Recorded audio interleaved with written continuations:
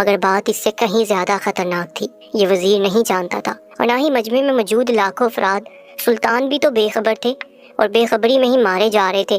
لیکن جسے اللہ رکھے اسے کون چکھے۔ اس سے پہلے کہ قاضی اپنا فیصلہ سنا کر اٹھ جاتا اور سلطان کو موت کی سزا دی جاتی، اچانک شہزادی رومانیہ اپنی جگہ سے اٹھ کھڑی ہوئی۔ وہ شدید بے چین نظر آتی تھی۔ وہ صرف اور صرف سلطان کو ہی دیکھے جا رہی تھی۔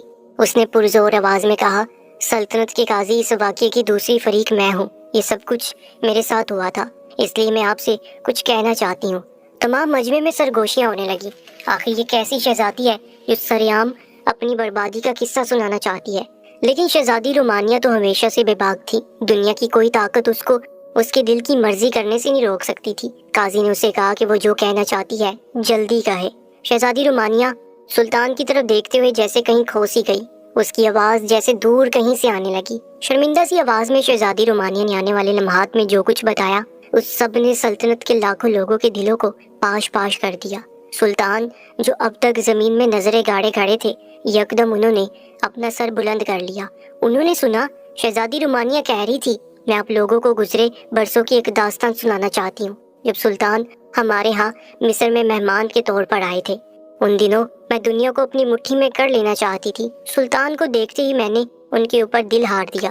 میں جانتی تھی کہ میں بے حد حسین ہوں اور جس کی طلب میں کر لوں میں اسے حاصل کر کے رہتی ہوں۔ میرا حسن تو ایسا ہے کہ لوگ خود میرے دیوانے ہو جاتے ہیں۔ لیکن میں خود سلطان کے پاس اپنی دعوت لے کر گئی، مگر عظیم ہے یہ سلطان جس نے نظر اٹھا کر بھی میری طرف نہ دیکھا۔ اس نے نہ صرف میرے گناہ کی دعوت ٹھکرا دی بلکہ مجھے سمجھایا کہ ایسے کاموں میں کچھ نہیں رکھا اور مجھے اپنے ملک اور والدین کی عزت کی لاج رکھنی چاہیے۔ اگر آپ لوگ مجھے جانتے ہیں تو یہ بھی جانتے ہوں گے کہ مصر میں میری خود سری مشہور ہے، میری مٹی میں مصر کی خودداری بھی شامل ہے۔ اس لیے مجھے سلطان کی یہ بات سخت زہر لگی۔ آخر ایک شخص مجھے انکار کیسے کر سکتا ہے؟ یہ بات مجھے اندر ہی اندر کھانے لگی۔ سلطان تو اپنا وقت پورا کر کے ہمارے ملک سے روانہ ہو گئے، لیکن میں اندر ہی اندر ختم ہونے لگی۔ سلطان نے جس طرح مجھے ٹھکرا کر میری بےزتی کی تھی، میں اسے بھول ہی نہیں پا رہی تھی۔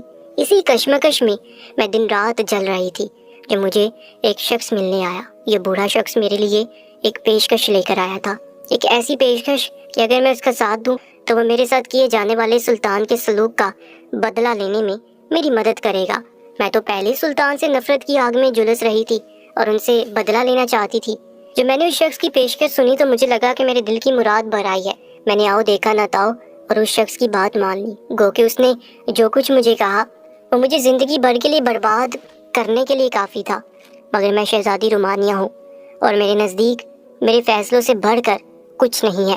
میں اپنی بےزتی کا بدلہ لے کر رہتی ہوں۔ اس لیے میں نے اس شخص کی مدد کرنے کی ٹھان لی اور اس کے بعد وہی سب کچھ ہوا جو آپ لوگوں نے اس ملک میں دیکھا۔ وہ شخص جس نے مجھے سلطان کی کردار کشی کرنے کے لیے آمادہ کیا اور مصر سے یہاں بلایا، وہ کوئی اور نہیں بلکہ وہ بوڑھا شخص سلطان کا چچا ہے۔ شہزادی نے جو ہی اپنی بات مکمل کی، مجمع میں یکدم چیخیں ابھرنے لگی۔ سلطان کے چچا جہاں کے تہاں کھڑے رہ گئے۔ وزیر جو یہ بات پہلے ہی بانپ چکا تھا، اس نے تیزی سے آگے بڑھ کر سلطان کے چچا کا گریبان پکڑ لیا۔ اب جب وہ جانتا تھا کہ یہی اس کے سلطان کا دشمن ہے تو اسے اس بات سے کوئی فرق نہیں پڑتا تھا کہ سلطان کے چچا کا سلطان کے ساتھ خونی رشتہ ہے۔ کچھ دیر پہلے وہ چچا جو اپنے سلطان بننے کے خواب دیکھ رہے تھے، اچانک سے شہزادی رومانیہ کی بات سے زمین پر آ پڑے۔ وہ سوچ بھی نہیں سکتے تھے کہ یہ بے وقوف لڑکی اتنی جلدی ہار مان لے گی۔ ان کا خون کھول رہا تھا۔ اتنی محنت سے اس لڑکی کو مصر سے یہاں بلایا اور ایک پورے منظرنامے کو ترتیب دیا۔ وہ شہزادی رومانیہ نے ان کے سارے کیے کرائے پر پانی پھیر دیا تھا۔ قاضی نے شہزادی رومانیہ سے سوال کیا کہ آخر وہ مصر سے سلطنت سلطان میں کیا کرنے آئی تھی۔ شہزادی نے جواب دیا کہ قاضی وقت میں یہاں سلطان سے اپنی توہین کا بدلہ لینے آئی تھی اور مجھے یہاں لانے والا شخص میرے ساتھ برابر کا شریک تھا۔ ہمارا بادشاہ اس سلسلے میں کچھ نہیں جانتا۔ وہ تو حقیقتاً یہی سمجھتا رہا کہ میرے ساتھ سلطان نے بدسلوکی کی ہے۔ میری چھوٹی بہن بھی میری باتوں میں آ کر میری بات مان بیٹھی۔ وہ یہ نہیں جانتی تھی کہ میں یہ سب کچھ صرف اپنی انا کی تسکین کے لیے کر رہی ہوں۔ لیکن آج یہاں اتنے مجمع کے سامنے اس عظیم سلطان کو اس طرح کھڑا دیکھنا مجھ سے برداشت نہیں ہوا۔ میں جانتی ہوں کہ سلطان کا دل کتنا بڑا ہے۔ ایک خوبصورت لڑکی نے اپنا آپ اسے پیش کیا اور اس نے صرف اپنے خدا کے خوف سے مجھے ٹھکرا دیا۔ حالانکہ میں تو وہ شہزادی ہوں جسے حاصل کرنے کے لیے بڑی بڑی सल्तनतों के शहजादे भी कितारों में खड़े होते हैं। शहजादी रुमानिया की आवाज़ में अजीब सी अफसुर्दगी थी, यूं जैसे सुल्तान के इनकार ने उसे हर तरफ से उसके दिल को कुचल के रख दिया था। मगर आज सुल्तान के मुतल्लिक होते हुए गलत फैसले को रोककर शहजादी रुमानिया सुरखरू हो गई थी। जिसे वो नफरत जान रही थी, दरअसल वो उसकी सुल्तान के लिए मोहब्बत थी जो हमेशा से उसके दिल में कायम थी। शहजादी रुमानिया ने यह बात जान ली थी कि नफरत ताकतवर नहीं होती, सिर्फ मोहब्बत ही है जो दिलों को जीत सकती है। मिस्र के बादशाह ने जब ये सब सुना तो बेहद शर्मिंदा हुआ कि उसकी अपनी शहजादी नहीं उसे एक दूसरी सल्तनत में शर्मिंदा करवा दिया है। लेकिन वो खुश था कि शहजादी रुमानिया ने सुल्तान की मौत से पहले ही राज उगल दिया। उसने सरेआम सबके सामने सुल्तान से माफ़ी मांगी और काजी से कहा कि वो बेहद शर्मिंदा है कि उसने सुल्तान पर इल्ज़ाम लगाया।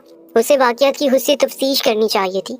काजी ने जब ये सब सुना तो मुस्कुराने लगे। उन्हें याद आया सुल्तान ने अपने कमरे में उन्हें शहजादी रुमानिया की यही दास्तान तो सुनाई थी कि जब वो मिस्र उनके यहाँ बतौर मेहमान गए थे तो शहजादी ने उन्हें अपना आप पेश किया था, जिसके इनकार की सज़ा के तौर पर शायद शहजादी ने उनसे ये बदला लिया है। हालांकि सुल्तान तो इस बात को बोल भी चुके थे, और जब उनके चचा ने शहजादी रुमानिया और मिस्र के बादशाह को दावत पर अपने साथ लाने की ख्वाहिश का इजहार किया था तो उन्होंने खुशी खुशी ये बात मान ली थी कि उनके लिए बड़ी खुशी का मुकाम था कि मिस्र का बादशाह अपनी शहजादी के हमरा उनके यहाँ बतौर मेहमान ठहरे।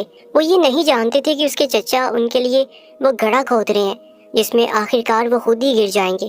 काजी ने ऊंची आवाज में मजमे को मुखातिब किया और कहा, ए लोगो, अब जब सब कुछ तुम्हारे सामने है और तुमने देख लिया है कि तुम्हारा सुल्तान बेकसूर है और असल कसूरवार तुम्हारा मौजूदा सुल्तान यानी सुल्तान का चचा और शहजादी रोमानिया है, तो तुम लोगों को चाहिए कि सुल्तान के खिलाफ अपने दिल से बदगुमानी को दूर कर लो। वो एक अजीम इंसान है जिनकी नेकी की गवाही तमाम दुनिया देती है, और आज सारे सबूत और गवाह उनके खिलाफ होने के बावजूद अल्लाह ताला ने ऐसा माहौल बना दिया कि हर चीज़ उनके हक में गवाही देने लगी और सुल्तान सुरखरू हो गए।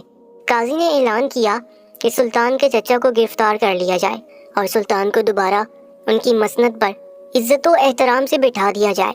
काजी ये फैसला देने वाला सिर्फ एक शख्स था। सुल्तान चाहता तो कुछ भी कर सकता था, लेकिन वो एक इंसान थे और जानते थे कि जिस तरह सल्तनत के हर इंसान का फैसला होता है, इसी तरह उन पर लगे हुए इल्ज़ाम का फैसला भी ज़रूरी था।